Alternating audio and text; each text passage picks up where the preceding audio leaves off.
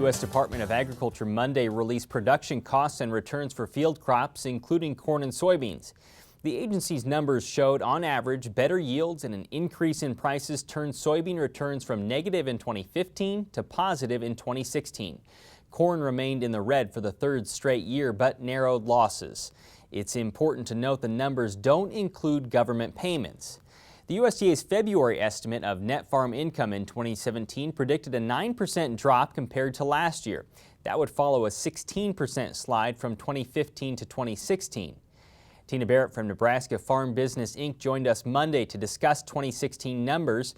When we talked Monday afternoon, we asked what she found when looking at net farm income for her group of producers.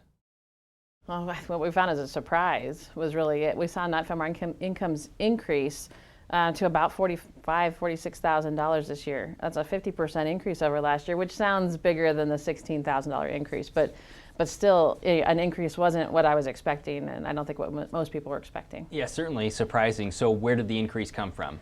Well, it's kind of all over. I think maybe the best explanation I can come up with is that, when producers who participate in our program get the analysis each year, in 2015 we saw 44% of them have negative net farm incomes. I'm thinking that caused a wake-up call that made them go back to all their expenses and really dig into cost control, because we really didn't see major increases on the income side of that net income, the gross income side, other than maybe soybean yields, which we saw record high yields.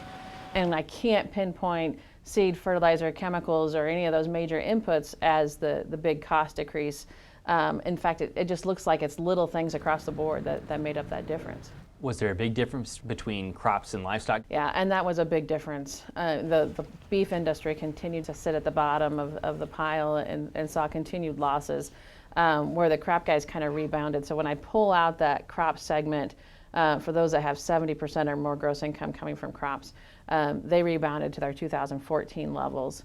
And back up to a good income. And so there was definitely a difference in that division again in 16. Yeah, how helpful was ARC PLC, those government payments?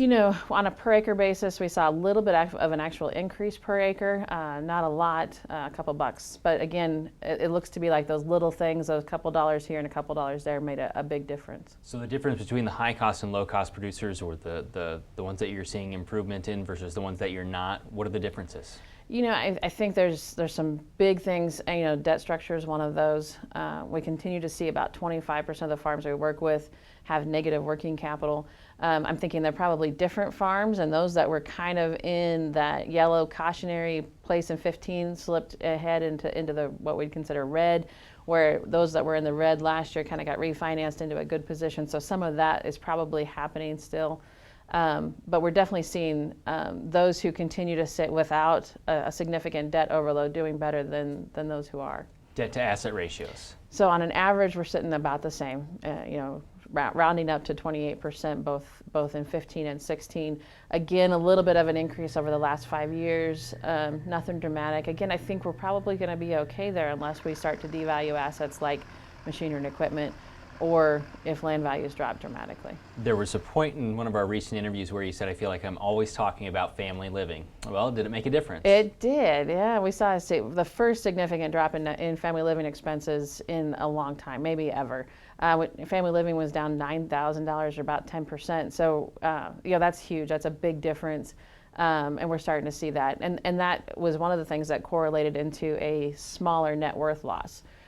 So we still did see a little bit of an average net worth loss, but it was about $20,000 less than last year. So how do you use this data? Where do producers go from here? Well, there's lots of stuff that we can do. From an individual standpoint, producers being able to benchmark their operation against this data is huge, to be able to find places where that they can look to see if they can improve their operation.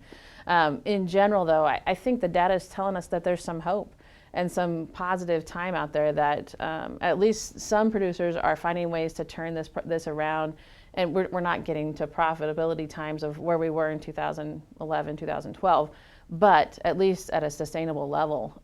And so I think that's exciting. Still areas where you see producers need to do work? Well, there's always places to work, and I think a lot of that starts with better record keeping.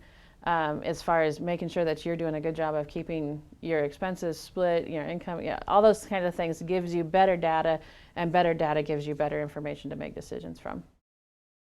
Tina says while the $45,000 net farm income number sounds good, it represents a return to not only a producer's labor and management, but also to the significant investment of equipment, land, and other assets. With an average of over $3 million invested, she says this return is marginal at best. Tina also says while the reversal in profitability is encouraging on the average, not all producers are seeing this positive result. You can find more details on the numbers in Tina's recent CropWatch article at cropwatch.unl.edu.